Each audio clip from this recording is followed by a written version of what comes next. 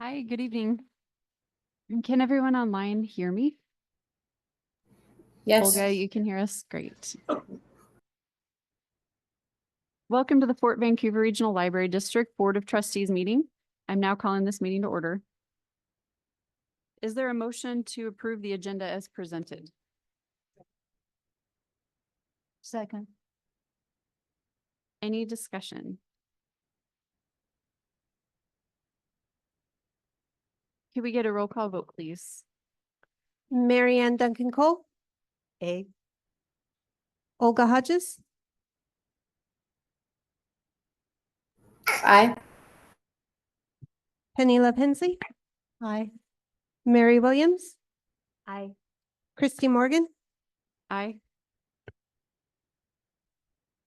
Motion is adopted. 1 second. I don't have any announcements today, so we will move into the public comment time. You will have 2 minutes to speak. We'll take 1 hour to hear comments. Please no clapping or noise during or between speakers. No inappropriate language. Please be respectful of one another. Direct your comments up here toward the board. No playing of recordings or videos. And when you come up, make sure you say your name into the microphone for us, please. Go ahead. The first three speakers will be Jude Jacobs, Emily Losness, and Quill Onstead. Jude? Hey, good afternoon, folks, or good evening. My name is Jude, and this July I want to talk about how vital libraries are in combating fascism. This starts with promoting intellectual freedom. Libraries champion the free exchange of ideas and information. By not banning books, you're providing access to diverse perspectives. You encourage critical thinking and prevent the monopolization of information that fascist ideologies often rely on. Additionally, libraries offer materials that educate the public about the history and dangers of fascism, authoritarianism, and similar ideologies. Seeing how the Idaho House Bill 710, which went into effect on the 1st, already started to impact the jobs of librarians is scary. I'm thankful to be in Washington, where we let parents make the decisions on what materials are appropriate for their kids. Libraries uphold democratic values by promoting civic engagement and informed citizenship. They often provide resources on voting and government processes and civil rights, and help build a well-informed electorate that can resist authoritarian tendencies. By creating environments that are safe and welcoming for all, libraries oppose the exclusion and oppressive nature of fascism. Inclusive programming like Drag Queen Story Hour and policies ensure that marginalized voices are heard and respected, and that makes a big difference. Programming can help build shared understandings because we know that sometimes that the unfamiliar can feel frightening. Libraries can help support vulnerable populations. They provide essential services and resources to marginalized groups and vulnerable groups. A safe environment ensures these individuals can have access to support without facing additional barriers, judgment, or shame.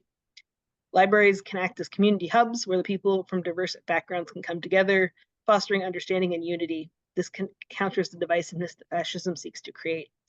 Overall, I'm really thankful that the library exists and that we have these amazing features which wouldn't be available without your wonderful staff. I love the library and I'm proud to support it, and want to continue to support the library. Thank you.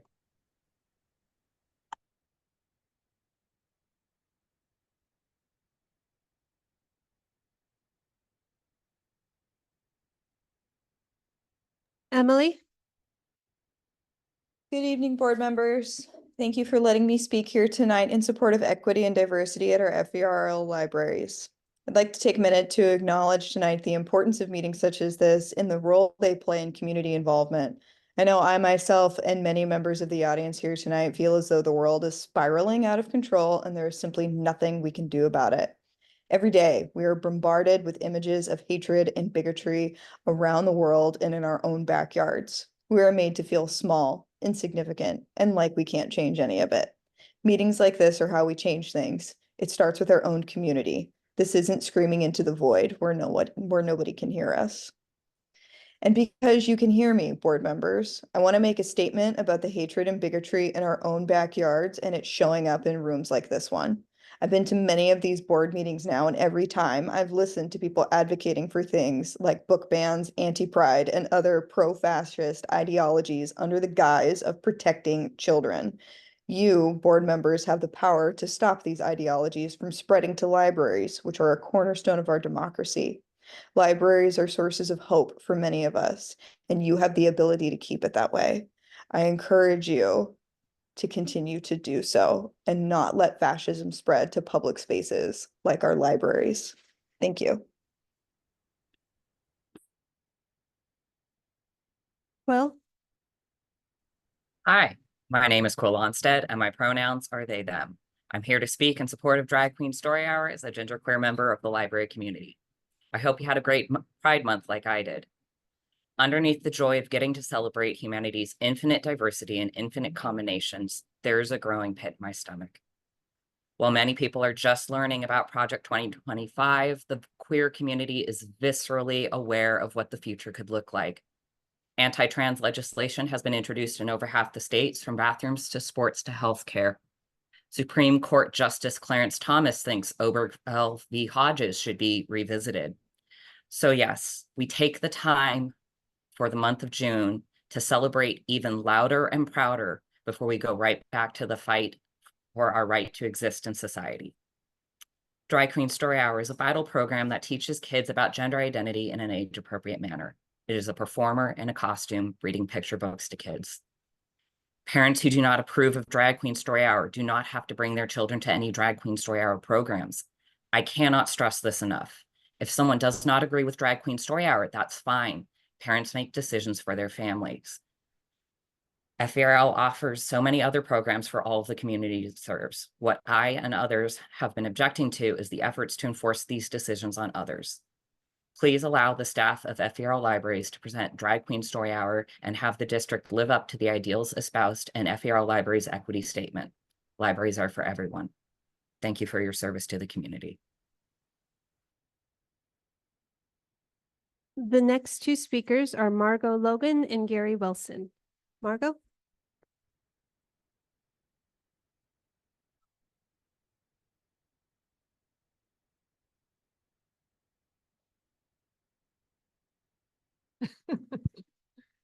All right. That work? Okay. I'm Margot Logan, and I'm so glad to be here tonight. It's been a few months since I've been by. This is a beautiful library, good energy.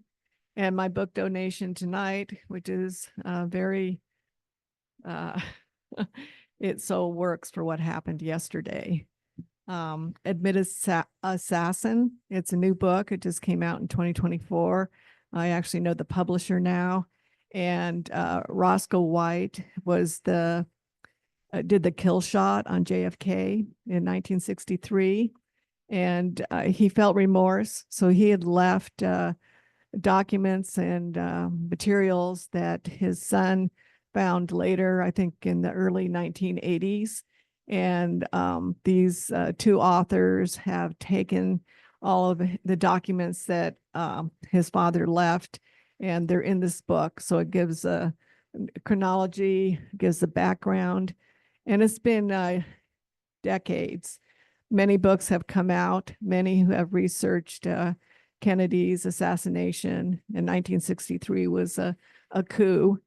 And now I see with President Trump, former President Trump, attempted assassination and what's unfolding there, I think it's a repeat. I mean, I know government. My father was actually a U.S. Army intelligence officer, a photo interpreter who worked with CIA in the 60s, back when Kennedy was killed.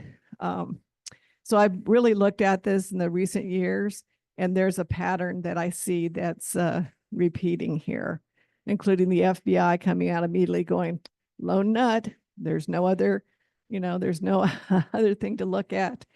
And the military style assassination that many have written about. And actually there was a movie about it in the 1970s. So this is my donation. Thank you so much for this library and the work that you do. Thank you. Thank you. Gary? Thank you, library board members, for your service, and please continue to err on the side of caution when considering your most vulnerable patrons of the library, the children, and just kind of FYI, it's interesting who cares enough to attend these meetings versus others who just phone in fear mongering and name calling. Thank you. There's still time in our hour. Is there anyone else in person or online who would like to comment?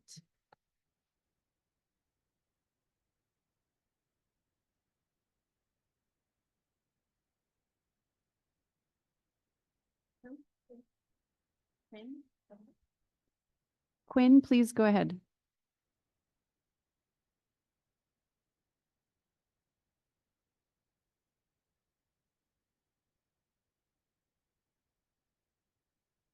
You're muted if you're speaking. Please go ahead and say your first and last name for us. Oh, can you hear me now? Yes, go ahead. Okay. I'm Quinn. Good afternoon. Sorry about the technical difficulties. I have some strong opinions, but I'll try to keep this brief. In a lot of the libraries in the country, people are trying to get books banned for what I feel are spurious reasons. I hope you haven't encountered this too much yourselves, but I feel like it's important to voice my opposition to book banning and censorship. The information and resources that the library provides are incredibly important to so many people. We all have the right to choose what we read ourselves, but I don't think anyone has the right to decree what other people are allowed to know. And in treating government organizations to restrict everyone else's access to knowledge is an affront to all decency. I truly appreciate the work that the library system does, and I hope you can all maintain this vital resource for a long time to come. Thank you. Thank you. Is there anyone else? Yes, go ahead. Please come up to the microphone and say your first and last name for us.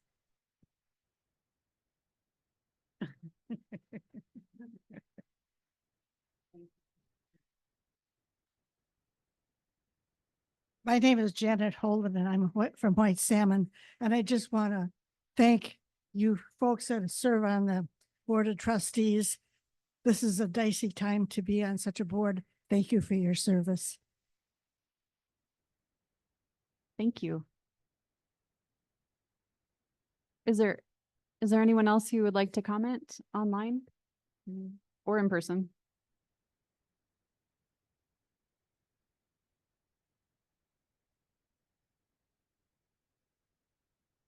Thank you for your time. We will move on to the consent agenda.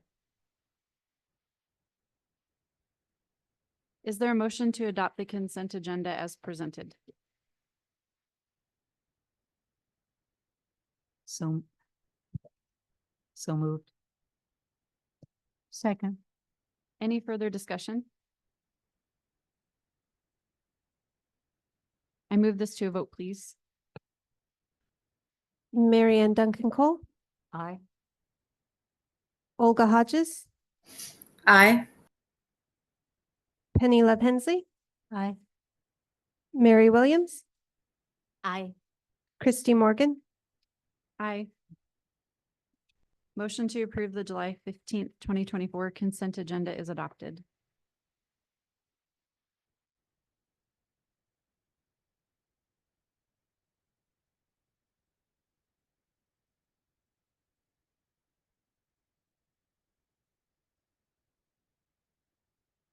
We just move on to financial statements, right? No.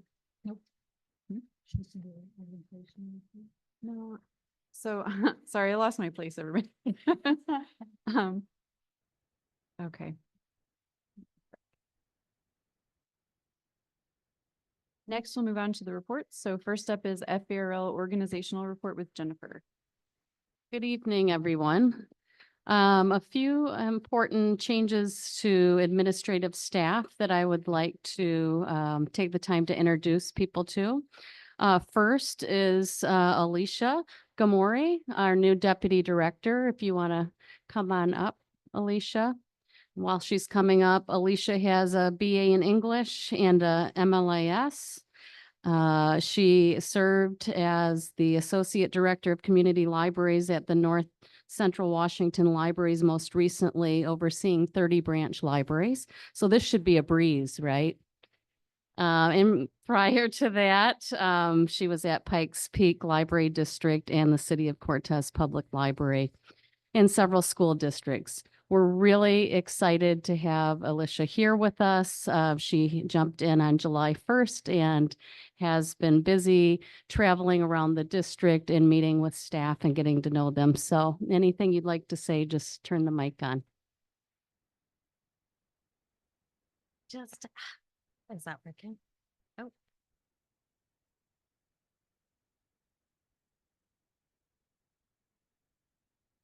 Testing. Yep. Okay. Just want to say hello to everybody and just tell you all how excited I am to be here. Just again, started on July 1st. So really just spending this month of July getting to know staff and meeting with all the library managers and seeing all of the spaces. So today I spent time at Goldendale and then I've spent some time here this afternoon. So yeah, just really excited to be here and I look forward to working with you all and getting to know everybody better. So thank you. Welcome. And next, Lee Strelo, our Human Resources Director. Lee, you can just wave if you want. Lee started with the district on January 5th, 2015, and has worked under 3 library directors and has done a fantastic job for the district. I asked her, you know, what are your most amazing accomplishments? And often she would say, well, you can't share those. So I would just say that, you know, she keeps us on the straight and narrow. She certainly has been known to have a great deal of professionalism in carrying out her job and working with all of our employees and our labor unions and really through very difficult issues. So thank you, Lee. We wish you the best in this next chapter, and we can't wait to hear of all the wonderful things you do. Thank you very much.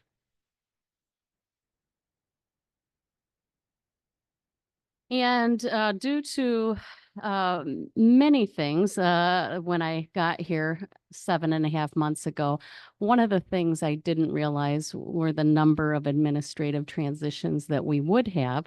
Lee's I knew about early on because Lee was planning for retirement, but the rest of the organization didn't. So it came as somewhat of a surprise. But Lee has been working hard for the last several years with Andrea.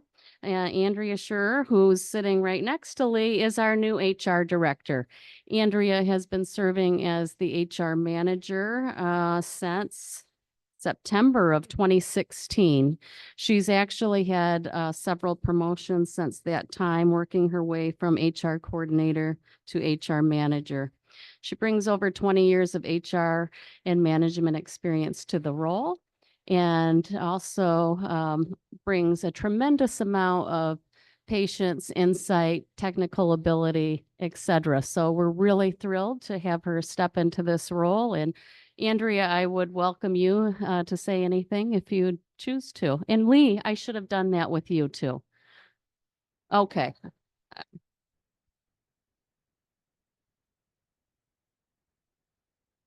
Hello. Is that on? Okay.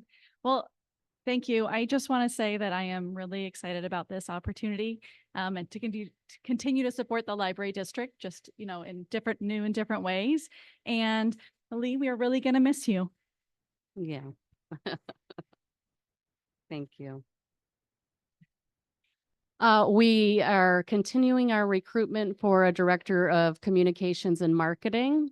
And we have gone through one round of the recruitment process of interviewing and did not select anyone. And so we have reopened that position. We're also about to begin interviewing for a new executive assistant. That position's been vacant for, I guess, about a month and a half now. And so the position closes today or tomorrow. And so we'll be interviewing for that position soon. And that position obviously is critical to the board operations, and you work very closely with that role. So trust me when I say I hope to get that filled soon. I'm not going to go through all of the operational report this month. It's there in the packet for you, 2 months of great activity. But I did think that the article that was in the Columbian 2 days ago just had such a great title. Line dancing? Check. Sewing? Sure. Live music? Absolutely. FVRL libraries offer more than books, and it's a fantastic article about all of the great programming we offer throughout the district. And Rachel Reese, our branch manager at the Cascade Park Library, did a fantastic job promoting us. So thank you to her and to the Columbian for such a great article. Your packet is numbered because it is 98 pages. So I will say that, you know, there's been a lot of good activity leading up to summer to really get the word out about summer at your library, which is all about reading and learning. And so far to date, 8,700 registrations have been processed for summer. We know that there'll be even more because oftentimes people come in August when they're finishing with their paper registrations from the start. So our goal this year was set at just over 10,000. So we're nearing the goal at this point, and things are going well and busy out there. Programs are definitely well attended around the district. I was meeting with Rick earlier, and he was asking me about a reptile program, for which I said, I've seen enough snake pictures doing this report. I'm done with the snakes for the year.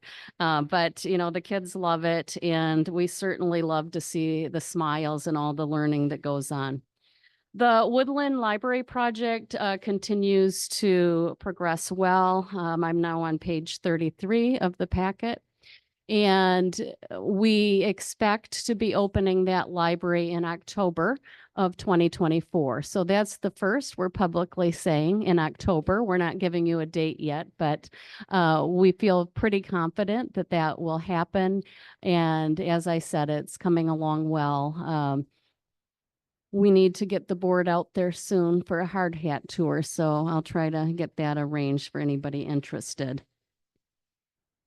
We had another exciting donation just shared with me today, but I'm going to leave that for Rick to talk about. I won't take his thunder. As far as our statistics, I would say that we continue to grow steadily. On page 35, our cardholder rate is at 28%. You'll remember it was 26% in December, so it has grown. And why is that? That's still significant because our population has also grown. So in April of this year, the state provided our new population number. So it's at the 550,655. And of that, we still have a 28% cardholder rate. Our circulation continues to be strong and continues to slowly grow. Obviously, our digital circulation continues to outpace our physical collections. But as we know, and as we get out into the gorge further in particular, lots of these areas do not have good, stable internet access. So physical collections, DVDs, et cetera, are so important for people to have access to. On page 39, 40, sorry, 40. This is a new sheet that we've added. It was really a responsive sheet from our CATS department who puts all of this together. There was a question around minor card holders, how many there were. And so I appreciate them putting this into the stats this time. So Marianne, this I think was your question at the last meeting. And so you can see in the breakout here the difference between how many minor card holders and how many adult card holders for each month. And then at the bottom of the page, the percentage added each month. So we continue to add those cards.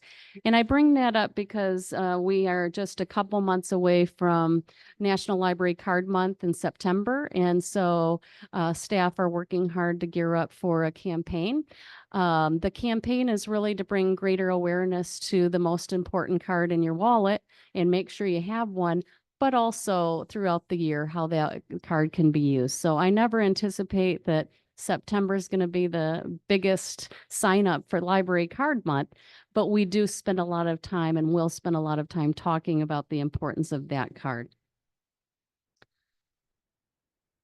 I won't talk about the foundation because Rick's going to be up next. So any questions for me?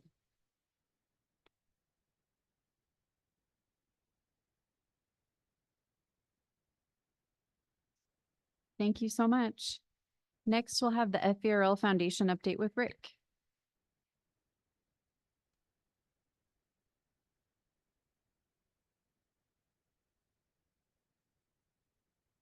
Hello, thank you for allowing me to give you a report from the foundation. I first want to recognize that we have a couple of people from the foundation here, Debbie Jenner-John, who is our board chair, and also Judy Musa, who is our business development officer, and I'm here. So I want to thank all the support that we've been given lately from the community and from the board and everybody who's been active. I have just a few things to report. I wanted to try and keep it simple. We've been very focused working with Jennifer and Katrina on the Woodland project, and Mr. Dave over there who's been busy making it go up. So I just want to share a little bit of information. And then if you go to the next one, should see a picture of what we're working towards, the picture of what will be the Woodland Library, sort of. And so we're very excited about that. As you know, the foundation's purpose is to generate community and financial support that we can then direct to support the programs and projects that the district is working on. So that's what we've been focused on lately. So if you go to the next one, real simple. That was a state grant that we got to pay for the architectural expenses and site work that was done prior, and that's been delivered to the district and paid for. So that was our first transfer. Go to the next one.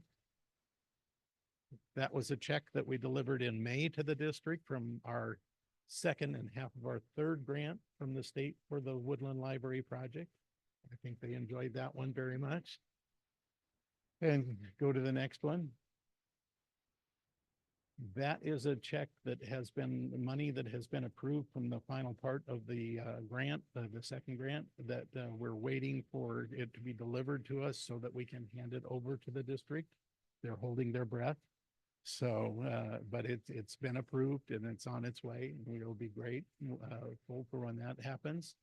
So if you go to the next. So if you totaled up the three grants from the state, taking away their administrative charges that they take back from it, but it's roughly about $3 million in support for the Woodland Library project. So we're very proud that we were able to help in that way with it, but we're not done yet. So go on to the next one. So let's see. What is that one? I have no idea what that one is. Oh, I know what that one is. So as you know, in addition to the foundation's work, we also work with the Friends of the Library. And then we also have our own money that's given directly to the foundation for a specific branch. And if you total those two numbers together as of Friday, that totals up to 1,114,000 and change. And so that's money I know that we'll be getting an invoice for and turning over to the district to support the Woodland Library project. So that's still in the bank, but coming soon. So yeah, so we're very proud of that. So go on to the next one. And this is a gift that we recently received. Miss Judy was out talking to people, and somehow at the end of the conversation, somebody could not resist giving her a $75,000 check. And that's being used as, yeah. Well, believe me, she needed a little bit of a rest because she's been busy, but that's going to pay for the supporting the courtyard and also the community room. So that's very good. So moving on, next. Well, Judy wasn't quite tired enough that day, and so she also got a $50,000 gift from Fiber Federal Community Credit Union. And Judy, what's that supporting? That is for the children's area. So very, very good. Good job, Judy. So next. And then there you go. And as Jennifer mentioned, we have secured a $20,000 gift to pay for the opening day collection of the Woodland Library. And so we're very excited about that. So yeah, Lynn's going to be spending that money buying all the right books for the new library. And so we're very excited about that. And then next, we also had received, and we've already delivered this to the district, it's $10,000 from Altrusa International of Clark County, who it was an organization very active, very supportive of literacy and reading. And when they dissolved, they handed over the money to the foundation with the promise that it be used because they've supported all of the libraries we've built over the years, including White Salmon, and so and countless others. But they left $10,000 to be used for the Woodland Library, and so we have that. And Debbie, a longtime officer of Altrusa International of Clark County, and so we've already passed that along to the district as well, and we're very grateful for that support. And that's going to support the early literacy area of the new Woodland Library. So you're saying, gosh, Rick, you guys must have already raised all the money you need for the Woodland Library. But no, we found more spaces that people can support. And I have one of the areas of the Woodland Library, or know somebody who would like to support it, or would like to find somebody who would like to support the Woodland Library. The remaining opportunities that are not marked reserved are still available.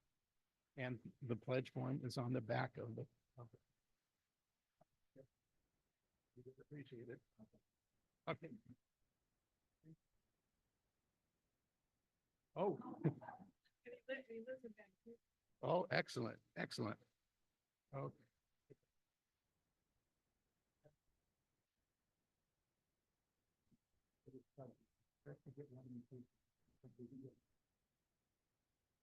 So then you're thinking, we also are coming to the end of our fiscal year.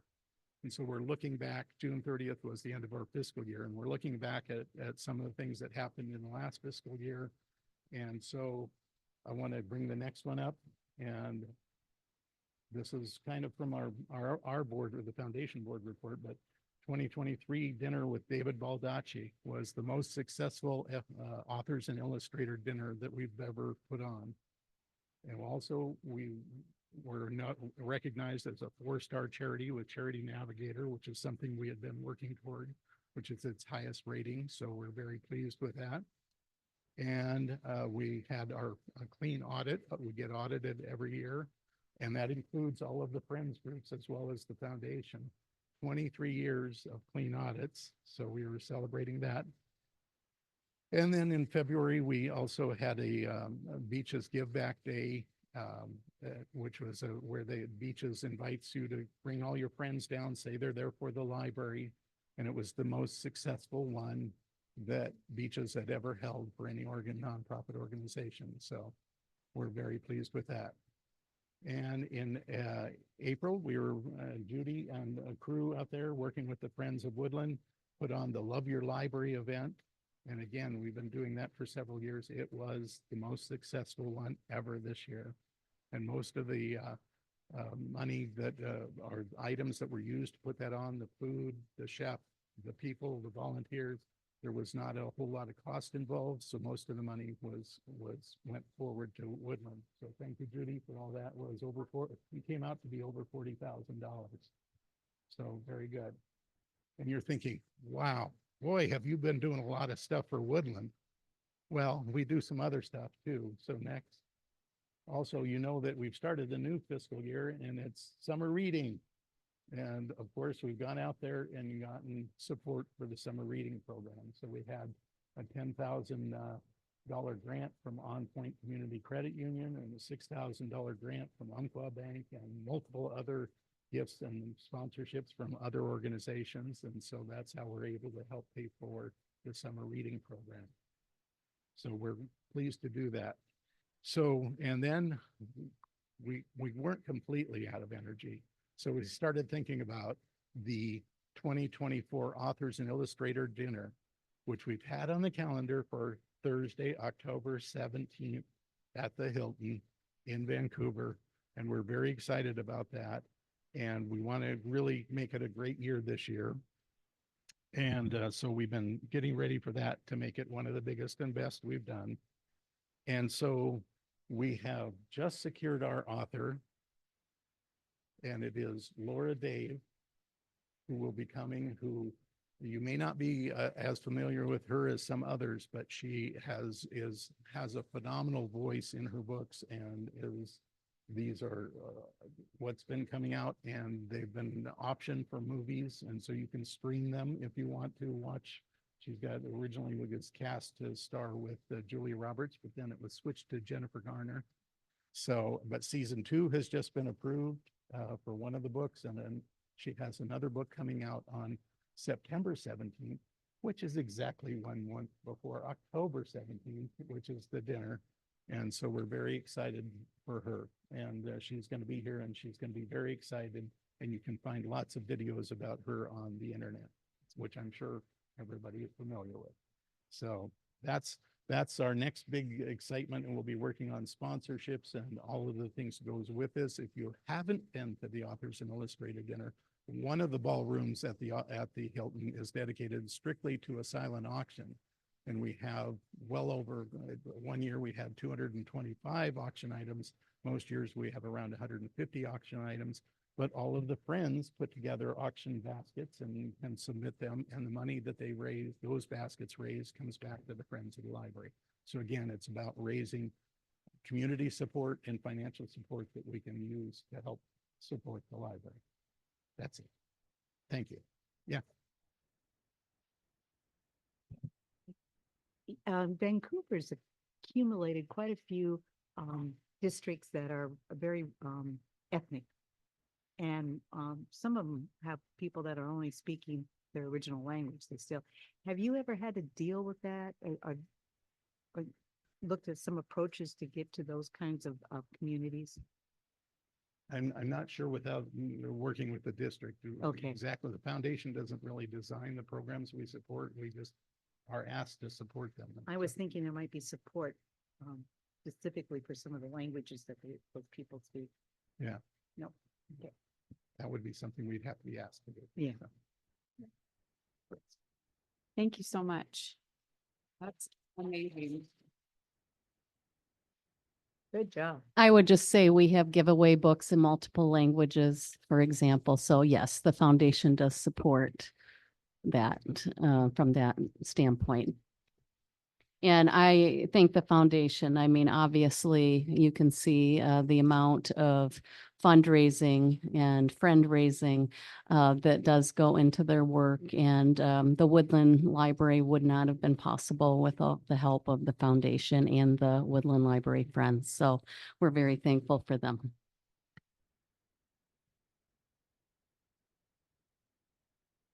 The amount of money is just mind blowing that you guys can find. It's really impressive, and we couldn't do it without you. Thank you. Next we'll have Ruth with the White Salmon Valley Community Library report. Hey, thanks. Just waiting for them to load my slides. I haven't been around the White Salmon Valley Community Library for the last years. You know, I've been working as the interim public services director. So And Ruth, before you go on, I was remiss. Ruth has served as the interim public services director for the last year. I knew she was coming up here though, so that I could say that. And we have really been grateful for all of Ruth's support throughout the year, both continuing to manage this library, but of course the staff at this library really stepped up as well, while Ruth had to do other duties and come down to Vancouver often for meetings. So we are thankful to Ruth. We wouldn't have been able to get through the last year without her. And I know that they're thankful, the community, to have her back here at the White Salmon Valley Community Library. So thank you very much for all your efforts, Ruth. thank you, Jennifer. Well, the good news for you is I don't have a very long report because I know you have a very long meeting, so I'll keep this quite brief. Go ahead. I wanted to start with this quote. There's been all this, so much talk about what libraries do and how they support the communities. And I thought Sydney Sheldon did a really nice job by just sort of wrapping it up here with libraries store the energy that fuels the imagination. They open up windows to the world and inspire us to explore and achieve and contribute to improving our quality of life. That's something that we as the library staff do every day. And it's not just me, it's the entire library community. So I wanted to thank Sydney for pointing it out to you folks. That statement is really brought to life at FVRL libraries through our strategic goals and our mission. Our mission is to strengthen communities through knowledge, experience, and creativity. And I just wanted to just highlight that these are the things, again, we do every single day. The top slide is a man who speaks about mushrooms. He'll be at my library, and he'll also be in Stevenson later this fall. He's internationally known. The fact that he'll come and speak for us for free is phenomenal. We have also the experience is a group of teens that work together in teams in a Mario Kart tournament. And I just wanted to talk about that. One of the things we do with teens is we try to bring them together to get them to know each other and build community within themselves. And the best way to reach teens is by providing something fun for them to do. That's our experience. And then creativity, the bottom, it's a very difficult picture to see, but it's the 4 winners of our bookmark contest. These are our branch winners from White Salmon for 2024. And the creativity that comes in, these 4 kids were the shining stars, but we've got hundreds of entries. And it is a way for us to reach people who don't see the library necessarily for them as library users. They may not be big readers, but we find other ways to connect with them. The bookmark contest is a great example of that. And of course, the great staff, Jennifer already did my shout out for them, but these women picked up the pieces while I was out around the district. Each one of them contributed to the success of this branch. And I could not have stepped away from this branch without the help from these women. So I just wanted to give a little shout out to, there's 9 of us all together. It's 7.3 FTE, but we are a very strong team. We really respect each other and work hard together. And we're just one piece of the district. Here's the rest of the district. I like to say all the time that without the rest of the district, this library would not exist. This little town could not keep a library of this magnitude without the help of the district. So I always want to shout out to all of the departments, graphics who, let people know what we're doing, collections who brings us our books, our materials, our magazines, our electronic resources, our book discussion kits, our outreach and community partners department. We could not reach the community without their help. Facilities, of course, they fix everything, they deliver everything, they show up, we say it's not working, they come make it work. Our human resources department who keeps our people informed and inspired and insured, thank you. And the very bottom one in yellow, you can't really see, but thank you, Katrina and the finance department for paying us for being here. I can't tell you how often I'm asked if I'm a volunteer. No, I say, I'm not. I'm your tax dollars at work is what I usually say. Thanks. Next. Jennifer stole my thunder on this. I was going to take a few minutes to shout out to Lee. Lee, you'll be missed greatly. I'll personally miss you. You have become a friend of mine over the years. It's hard to say goodbye to you. This is not a reflection on Andrea, who I'm very excited to work with. I've also known Andrea for many years, but Lee, thank you for your years of service, your knowledge, your guidance, your taking my phone calls on Sundays. You'll be missed. Thank you, Lee. I know that picture was taken at the Chinese dinner when Amy Lee took us out to dinner with the Chinese librarians. I snapped that photo of you. I knew someday you were going to retire and I was going to need it. Just a few highlights. White Salmon is known for a few things. We have the Women Artist of the Gorge. We do this annually in this room. It's a partnership. It's one of the ways that we stay connected with the community as we reach out to women artists across the area. Then we work with the local museums to bring the whole program together so that it makes sense. But we work with the Sir Optimus International, which is another do-gooders group. If you don't know who they are, they're like the Rotary Club, only we work to improve the lives of women and girls. The White Salmon Art Council, they came in and hung the show for us, phenomenal. And then, of course, the Friends of the White Salmon Valley Community Library support everything we do in a variety of ways. That's all on that slide. Wild About Nature is one of the other things that we're known for. This is sort of the nature artsy community. Every year we do this nature series. This year, these are the things that we spoke about. Who would know that mussels of the Columbia River Gorge would be the most fascinating thing I've learned all year? I could not believe it. I was sitting on the edge of my seat. If you want to know about mussels from the Columbia Gorge, talk to me because I listened to every word she said. This is a partnership we do with the Mountain View Grange. This room's just not big enough to hold the kind of number of people that come out for these programs. We get between 70 and 80 people every Friday night in April to come hear these incredible nature lectures that are put together by a local community woman named Joy Marcraft. I neglected to put her name on the slide. Sorry, Joy. And then the third thing that we're most known for, we were the first library in this district to start a community read. If you've been around a while, you know it used to be called Kuduga. It's now Community Reads. And this year we're very excited to have 2 books that we're offering. We bought 100 copies of Crow Talk, which is written by a local Hood River author.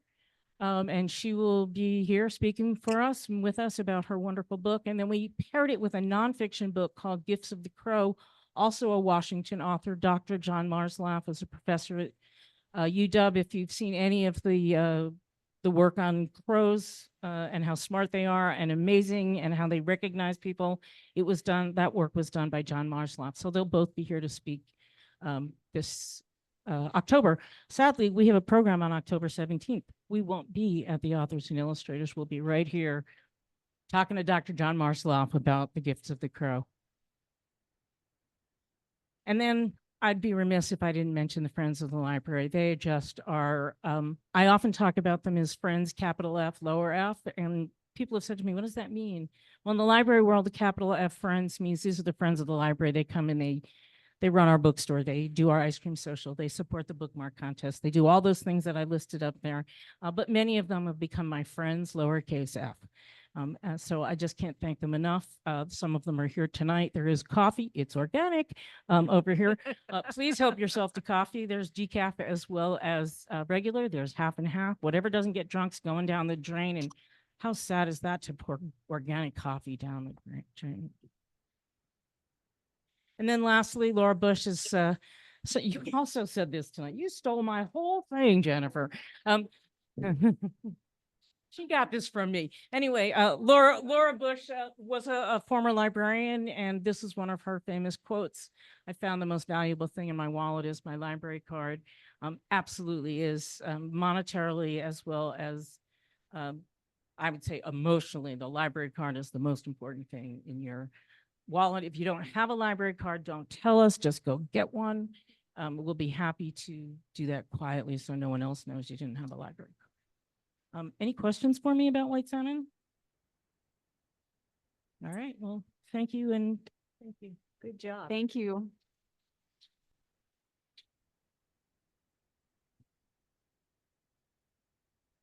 Next is Katrina will listen to the financial statements.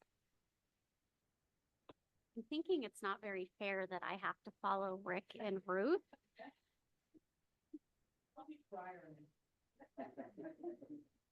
Or I should just go first.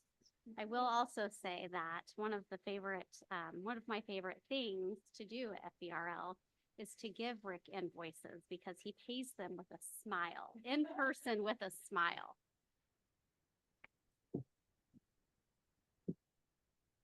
Okay.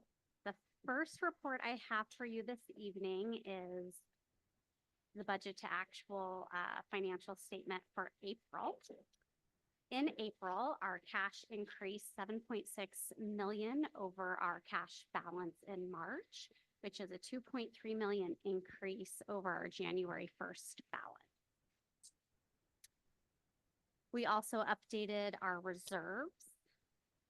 If we scroll down there on this page, the left-hand side of the reserves used to say the reserves as of January, but in April, the board voted to make some adjustments to the reserve balances. So this now reflects that. And the last thing I want to say on this page is our woodland reserves. We have used year to date through April, just under $600,000 there. Moving on to the next page, page 55. For the revenues through April, as a reminder, our taxes represent about 87% of our revenue budget. And April and October are heavy tax receipt months. You'll see there our taxes for Clark County are just under 50%, and that's what we would expect. The other three counties, we, based on timing, receive the April taxes that they collect in May. So when I show you the May's report, that'll true up a little bit better. All in all, our revenues through April meet or exceed our expectations. Moving on to page 56 to look at our expenditures. Our expenditures, specifically our operating expenditures, we would expect to be about 33% of budget. That would be our target. All of our main categories, our personnel, our supplies, our library books and materials, and our other category, they're all meeting or exceeding our expectations, coming in total at 29.5% budget year to date. For our capital outlay at the bottom of that page there, you'll see that we have about $11,000 spent year to date in buildings non-owned. About $19,000 there spent in buildings owned. About 1.4 million spent on woodland, and this is grant reimbursed primarily. And then you'll see further down there, we have about $600,000 spent. That is from the reserve. That is all I have for you on the April report. Any questions before I move on to May?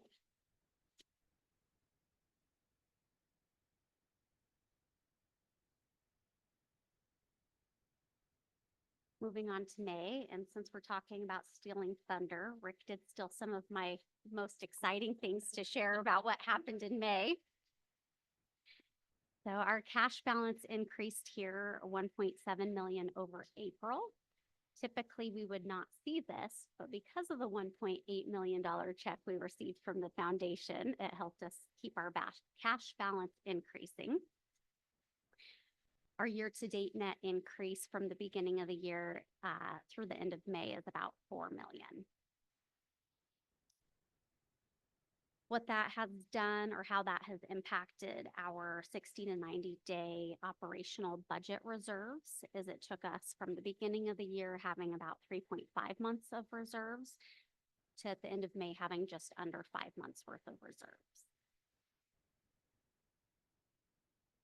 For the rest of our May reserves, at the end of May, the balance is about $9.7 million.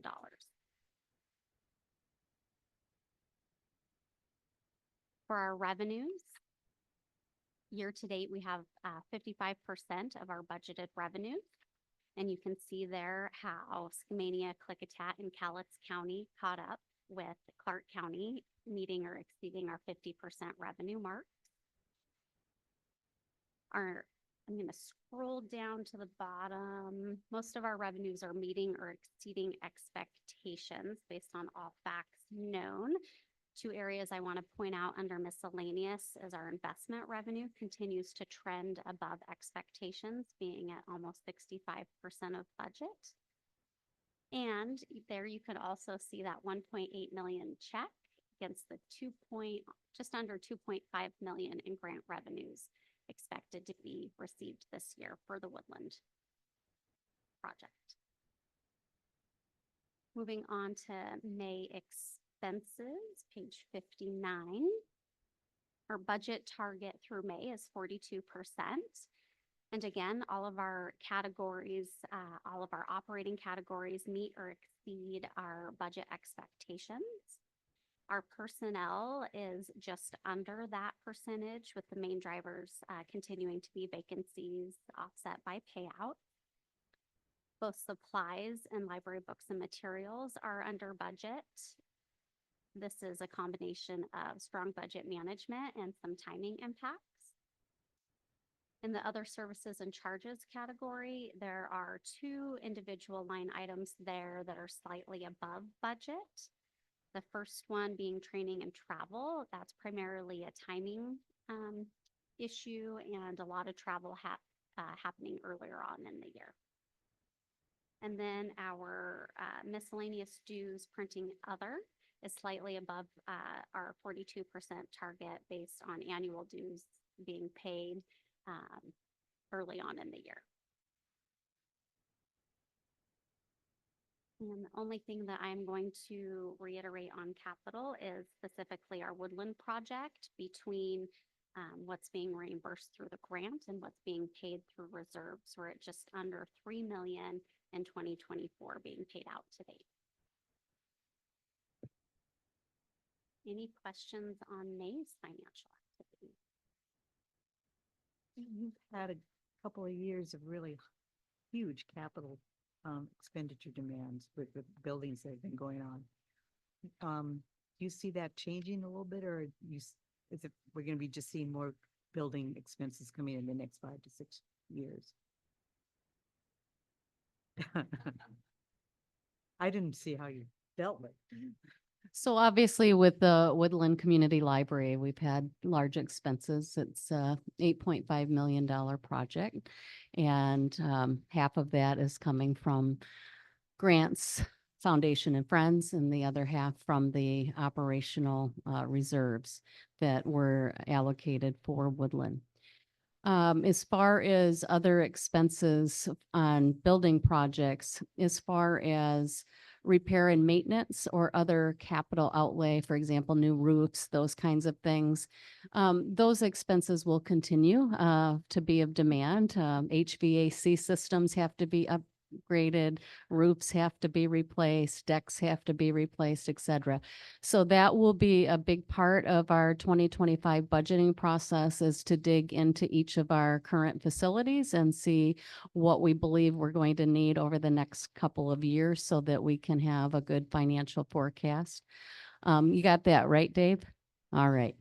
And, but as far as any new library facilities being built, again, a big question that we will be discussing as we move forward of how to fund those, because the current library budget will not sustain any more new buildings through the operational fund. So we're going to have to find other sources or other means of funding in order to get facilities built.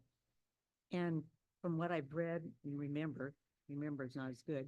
A lot of the Woodland were special donations, grants. Yes, you just saw a lot of that Rick was pointing out. And so I'm assuming that now that the building's almost done, we'll be going back to more of a normal capital for repairs. And okay. Do we have any other new projects that we don't know about yet? That we don't know about? Yeah. No. We know about them. I think sometimes Yeah. they sneak in on us. Yeah, no. And again, that will be as we move forward and looking at updating our master facilities plan. When we do our updated strategic plan, we'll be looking at all those unknowns, because of course the population growth has gone in places where we don't have facilities, or we might need to look at what kind of facilities we have and if they're offering what's needed for that community. I'm good at not saying any names, because then, no promises, but there's definitely needs beyond the physical locations that we have today, but we don't have the budget to sustain any more facilities at this point. So there's lots to think about, and I think having an updated facilities master plan will help us have I think more sophisticated and real discussions around what we need to do going forward. As far as ongoing Sorry about that. You're not being timed.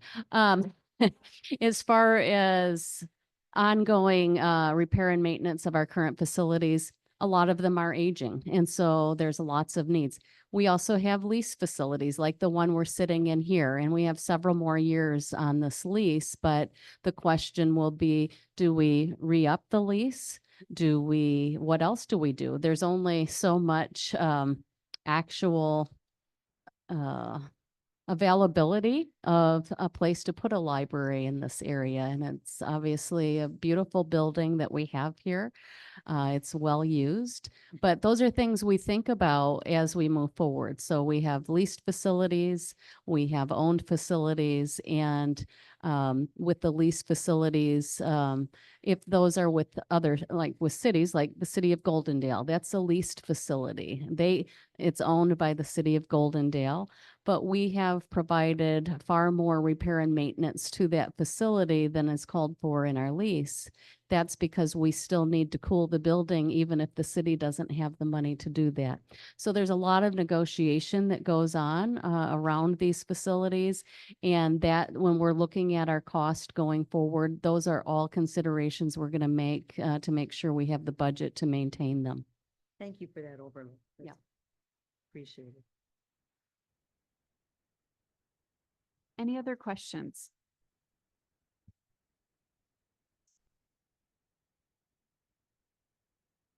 Is there a motion to receive and file the April and May financial statements as presented?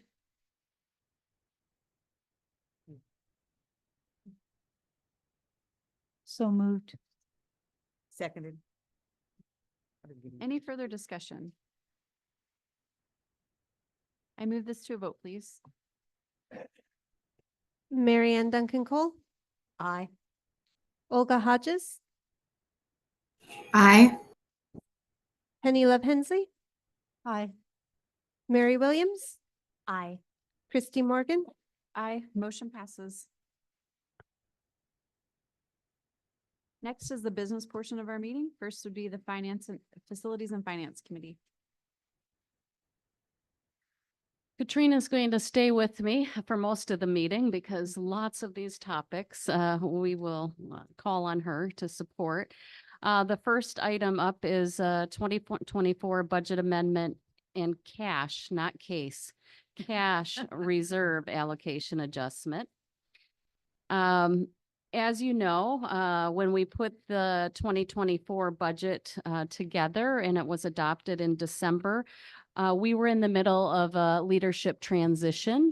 Our previous executive director left a year ago, and I started on December 4th. So Justin, in between, kept things going, and much of the 2023 budget was moved forward into 24. We have had time to really look and dig into the budget, look at trends, historical trends, as well as future trends that we think we'll see. We also, at the time, had 2 open collective bargaining agreements under negotiation, and we didn't know what those impacts might be. And of course, we finished the cost of the project for the Woodland Community Library and understanding that impact for the operational budget. So all of those things combined meant that we knew we would have a budget adjustment. I feel that we have done great work, Katrina leading the administrative team and really digging into all of this. I feel that what we're presenting here is a real accurate picture of what we need and where we're going. Overall, the adjustment increases the revenues by $268,288 and increases the use of reserves by $421,932 for a total impact of $690,000, which is a 1.88% increase over the initial budget adoption. Same on the expense side, same number of increasing by 690,000. Again, a 1.88% increase. So while there were a lot of changes, when you think about 1.88%, it doesn't sound too bad. So there was a lot of good work to make sure that we could keep changes as low as possible as we have expenses that were going up. I'm going to let Katrina highlight some of those. On page 60 of your packet is where the narrative is for all of the budget adjustments. And then on page 63 is where the actual budget adjustment spreadsheet starts. So you might want to take pages 60 to 62 and put those to aside so that you can see the spreadsheet and the narrative at the same time. Sorry for those of you online. I know it's not easy to do that, so we'll just stay on the spreadsheet for you. Thank you.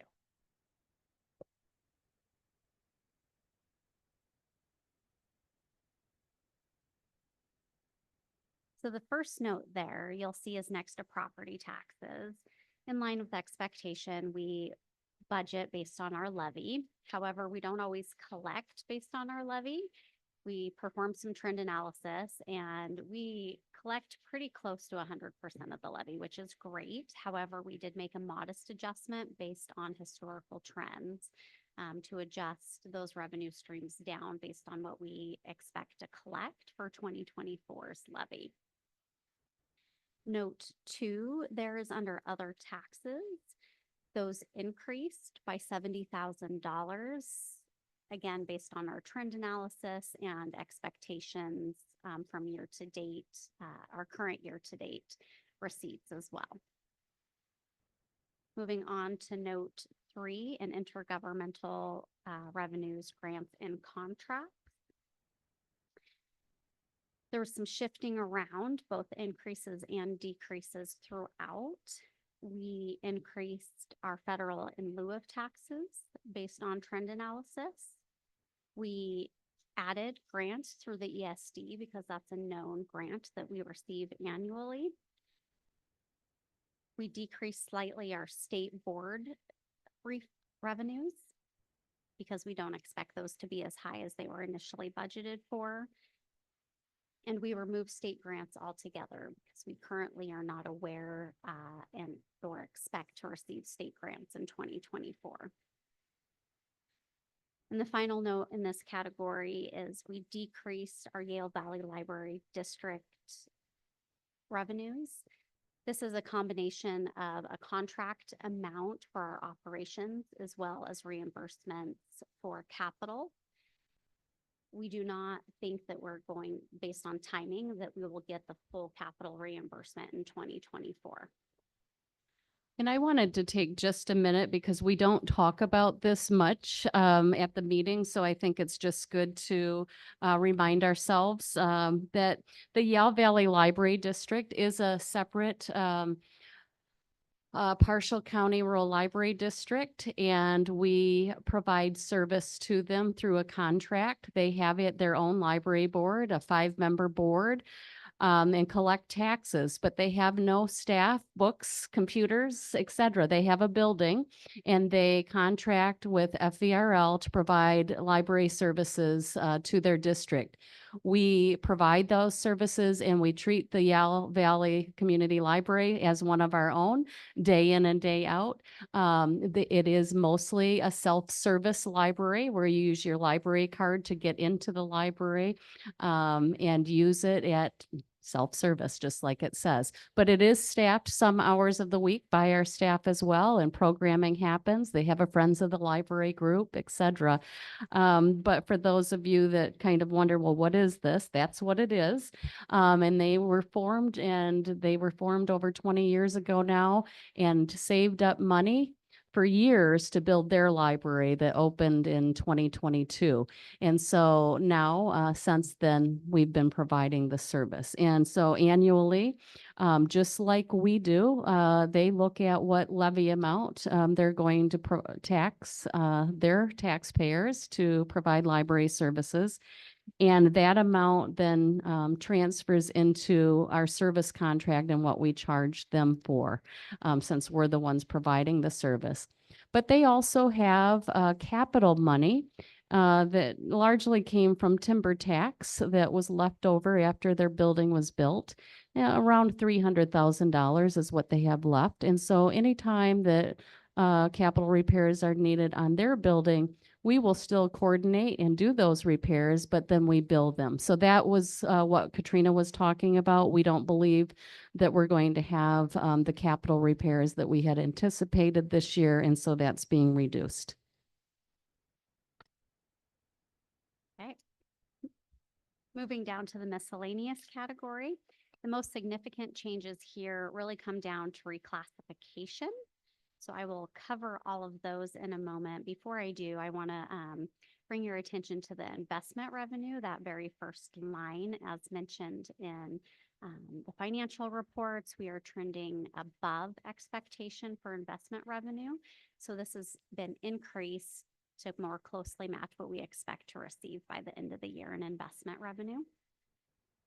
We also removed gifts and contributions and private grants in the amount of $10,000 and $50,000 respectively. We do not have any known gifts and contributions and or private grants coming in, so we removed those revenues. The rest, as I mentioned, is all reclassification. Your library friends groups reimbursements were at $600,000. We reduced that to be what we believe our standard operating friends reimbursements are. And then down below, you'll see Woodland Friends reimbursement related to the project at $655,000. We know from Rick's presentation that there's opportunity to receive so much more, but at this point in time, this is what we have in our revenue budget. And just a note on that, mostly for Rick. We expect some timing issues. So while the Woodland Community Library will open this fall, how the project closes out financially, some of that will spill into 25. So we didn't put all our eggs in this year's basket.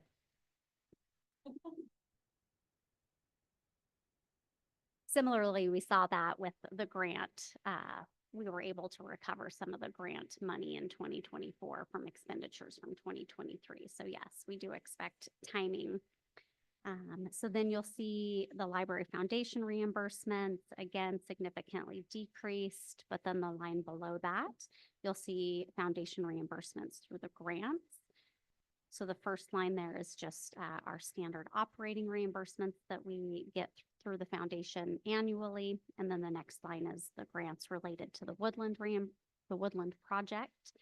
And then the line below that are other project reimbursements through the foundation that we expect to receive in 2024. Any question on revenue adjustments before I move on to the expenditure side? Just totally curious about the Clark County Jail. We used to have a contract to provide books to the jail that ended before the pandemic. And so that no longer is a program, and it just kept moving forward in the budget, and it needs to go away at this point. Good question. Okay, moving on. So on the expenditure side, you will see almost a $1.8 million increase in personnel. As Jennifer mentioned, we had contracts that were bargained for and brought to completion. And so that is the primary driver here, is being able to support those contracts as bargained.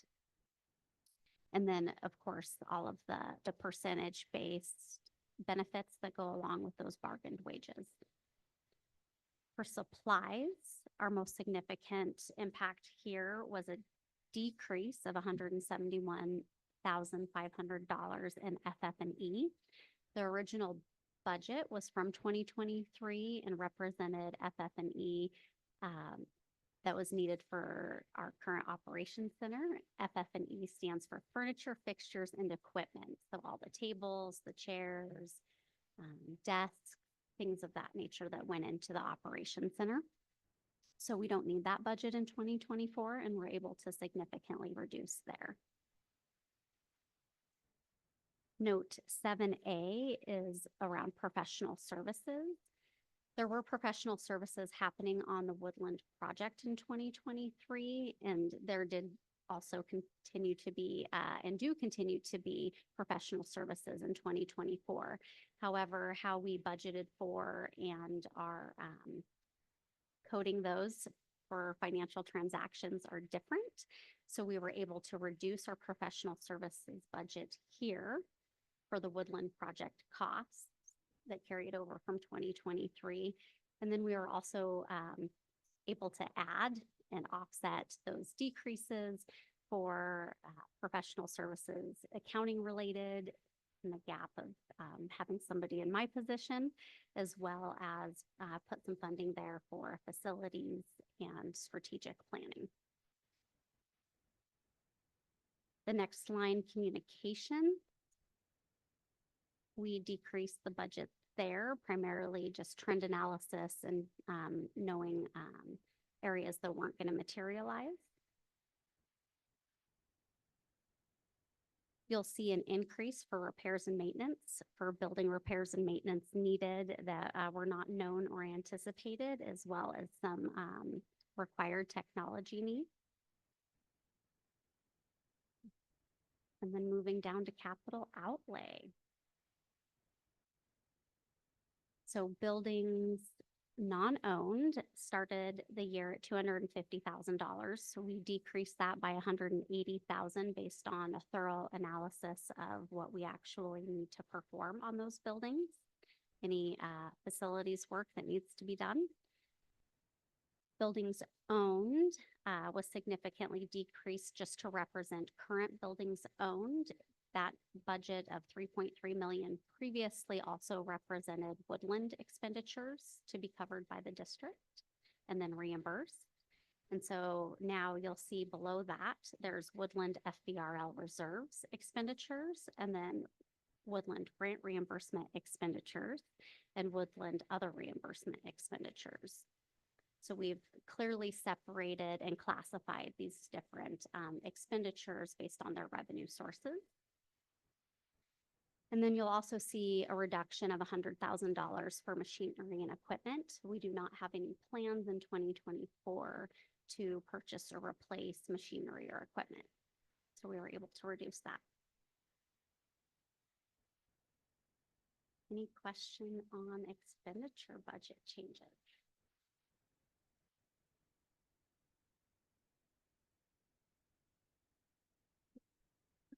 Okay, moving then to the cash reserve allocation amendment.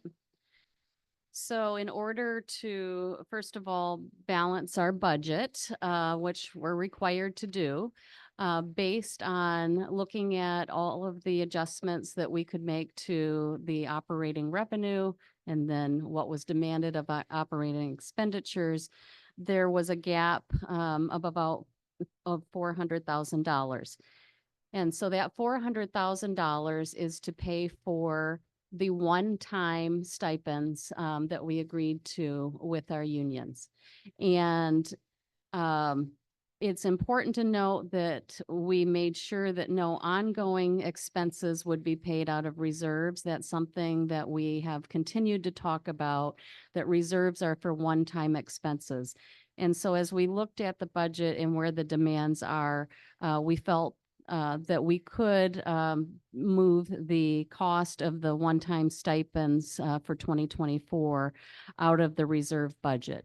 So if you look at the spreadsheet that is for the cash reserve allocations on page 65, what you'll see is a recommendation of that $400,000 coming out of the Washougal Community Library project. And I want to talk about that. Mhm.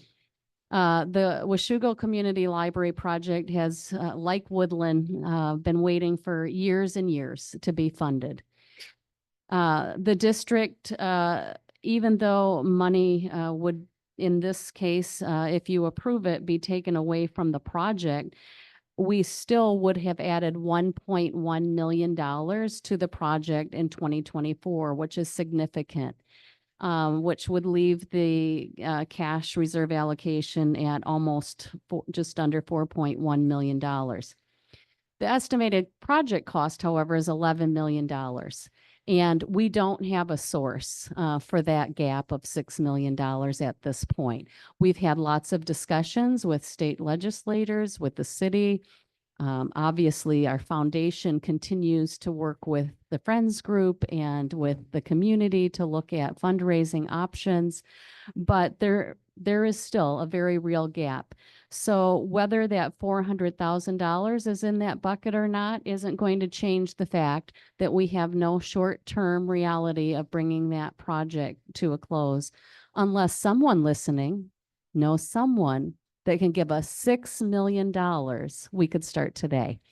We're ready to start. We know that library is needed, but we don't have the money to make up the difference. And so as I looked at all of the other buckets where money could be taken out of, sure, we could take some from here or some from there, but the impact on the other areas would be greater than on this particular area. So I don't want the message to be, we don't care about the Washougal Community Library. We absolutely do. We absolutely think that they need a larger library to provide service to that growing community. But today, the reality is we don't have the money for the project, and we do need the $400,000 somewhere from reserves to balance our budget for 2024. Question, is there any land that's been donated or anything like? Yes, we have the land, Okay. and we also have the conceptual drawings. We've had community engagement. We've gone pretty far down the road, but we don't have the money to complete the project. The existing facility, that will be sold then, or is? The existing facility is a city-owned property. And so, and it's part of, we're right in their downtown revitalization plan. So my next step is to go and meet with the city and meet with the city manager and talk about where we are and how we can work together to get that building moving forward. Yeah.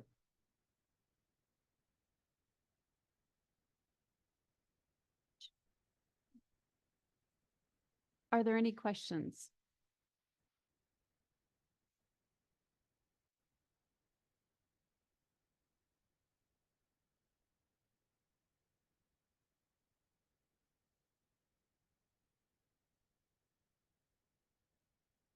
Is there a motion to adopt resolution 2024-7, the 2024 budget and reserve allocation amendment as presented? So moved. Is there a second? Seconded. Any further discussion? I move this to a vote, please. Marianne Duncan Cole, Aye. Olga Hodges, Aye. Penny Love Hensley, Aye. Mary Williams, Aye.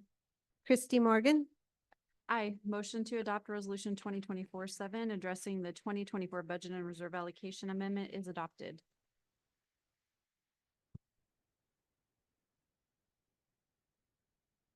Next, we move on to the Policy and Nominating Committee. So the Policy and Nominating Committee met, and what you have here, we'll start with the purchase card policy. But all of these policy recommendations are your first reading, so there'll be no vote tonight. But certainly we'll, at a high level, describe why these recommendations are being made and give you time to ask questions, and then bring these back again next month for a vote. Thank you. For the purchase card policy, we have some minor yet very important changes. The first change that I will mention is the current policy references an attachment that does not exist. So we are removing that language.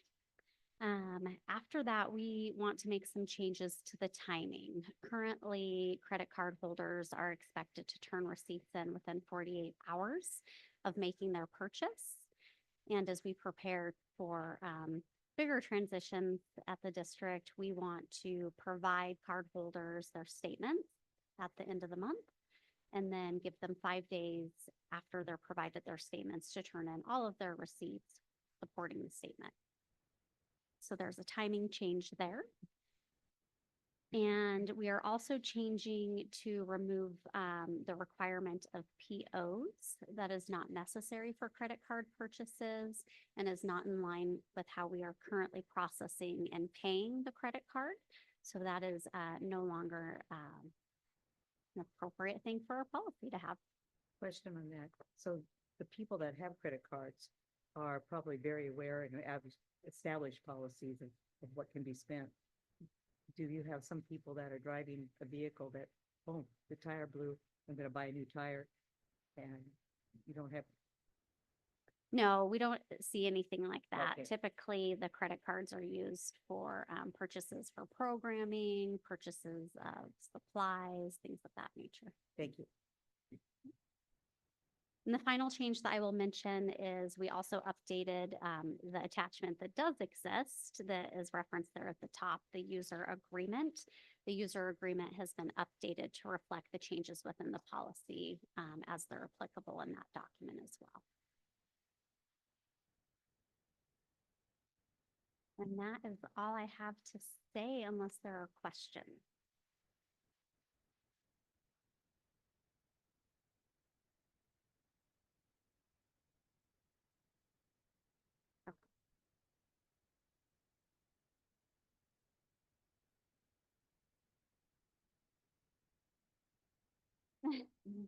Thank you. Okay, moving on to the purchase and procurement policy, which starts on page 72. This one has a lot of red all throughout. So I will highlight the changes and give you some examples, summarize and highlight the changes as a whole with some examples. So on page 72, the first page here, one of the changes or one of the reasons we made changes is to be in line with guiding RCWs. For example, the Fort Vancouver Regional Library Purchasing Authority for the Small Works roster, the RCW's Revised Code of Washington have recently changed, allowing those thresholds to change. So we want to change with that. That is one change that was made, or throughout we made changes related to RCW changes. We also updated definitions to make sure that they were current and in line with other legal language that we see in our Washington Administrative Code. So on page 73 there, you'll see marked up language related to maintenance and ordinary maintenance and what the definition is there. That was updated to be in compliance with Washington Administrative Code. On page 75, you will see that we created thresholds for areas that we don't have formal legal requirements for, but it is required through the state auditor's office that our policies define those thresholds. So professional services now has a defined threshold for how we manage procuring those services.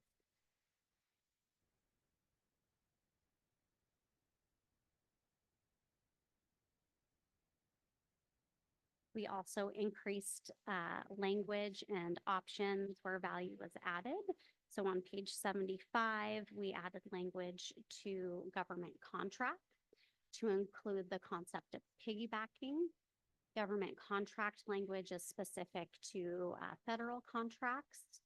So now adding the piggyback language allows us to, and it is a legal term, piggybacking, as odd as it is, it allows us to contract with other state and local government. And then in addition to that, we performed some general cleanup, which you will see on the last page of this 76, where we removed RCW references that are duplicative of what's referenced throughout the policy. Those are the highlights I have on the massive changes in this policy. Any questions?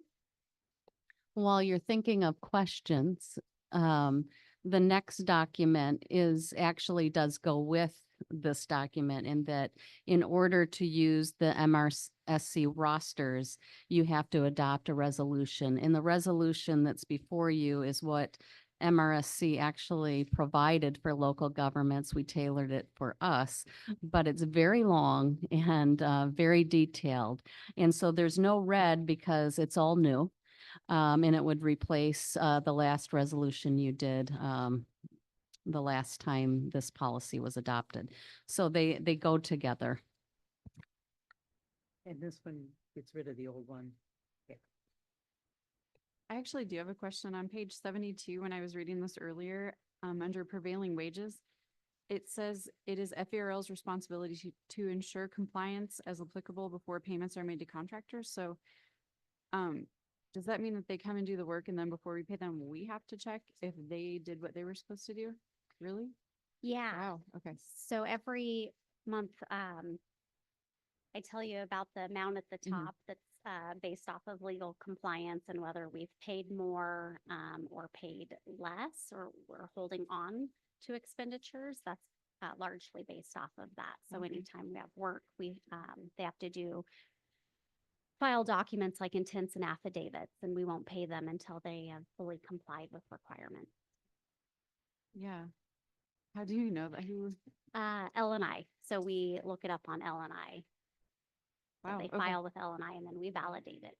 It just, Yes, labor that's and interesting. industry Thank code. you.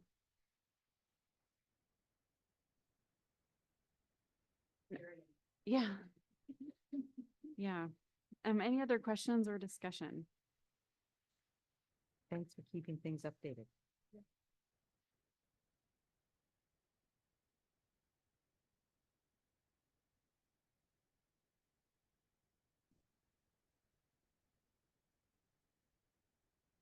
Do we need a motion to? No, it's just information to me. Oh, you can go ahead. Yeah. Did you want to do the next? Mhm. I think. So next on the agenda is a recommendation for a board meeting location change, and actually for two. So at our June meeting, it was canceled due to lack of quorum, and we were to meet at Goldendale. And we meet often in Clark County. So I think the recommendation is to move our August meeting to Goldendale. And that meeting was supposed to be at Ridgefield. And so I've further gone to recommend we move our October meeting to Ridgefield. The library's been open for a couple years. It's a larger location than the center. And so that's the recommendation, is to move the location of those two meetings. Are there any questions or discussion about that? What's Lysander say about it? She'll be okay there. Okay.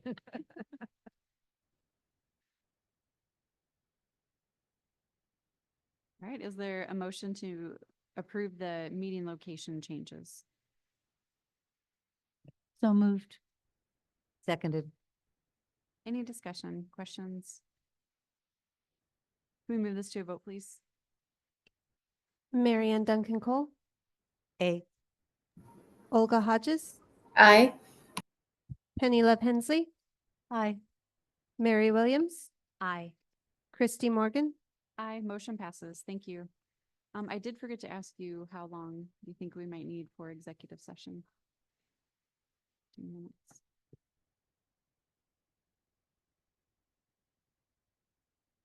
The Fort Vancouver Regional Library District Board of Trustees will now meet in executive session to discuss litigation as allowed by RCW 423110. The Board of Trustees will be in executive session for 15 minutes or until, we'll say, do you want to say 5 till? Yeah. 7:50, that's fine. Until 7:50 PM. The Board of Trustees is not expected to take further action afterward.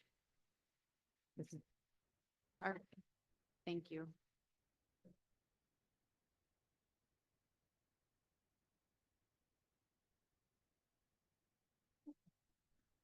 Thank you. I'm gonna grab a cup of coffee. You want one?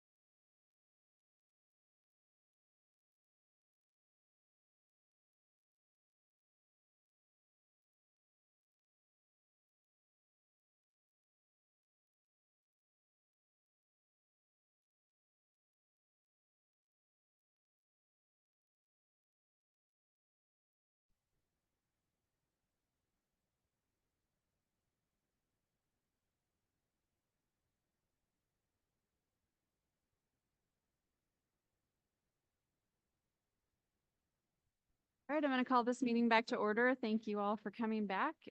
Just a couple things left. Are there any, we'll go into board comments. I just wanted to say thank you for hosting us here at White Salmon.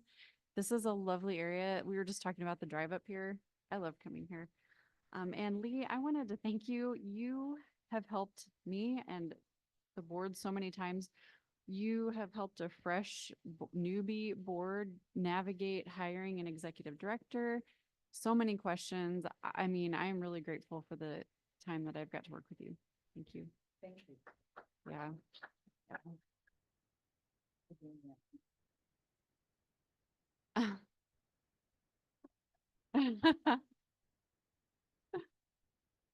Any other board comments?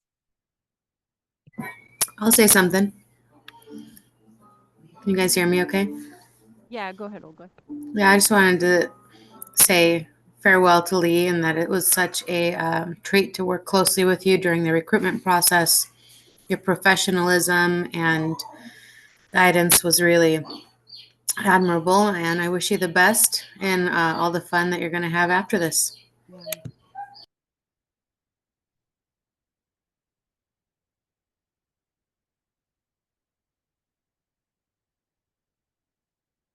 Go ahead. Oh. We wanted to see the baby, Olga. She's just waking up from her nap that I put her down for like a minute ago. Okay. I'll see if I can grab her. Okay. That's sleeping baby's Yeah. way. All right, Penny, go ahead. Okay, I wanted to thank Katrina for all she's been working on and updating things, the policies.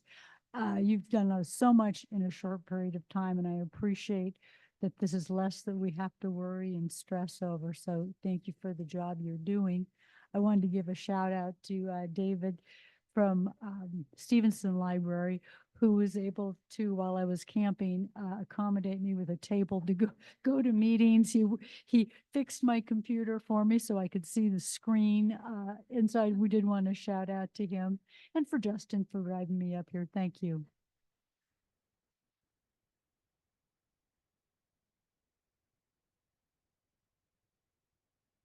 I don't see any other comments. The next regular meeting will be Monday, August 19th, 2024 at 6 p.m. at the Goldendale Community Library, also on Zoom. Is there a motion to adjourn this meeting? So moved. Seconded. Any objections? Hearing none, this meeting's adjourned. Thank you all for coming.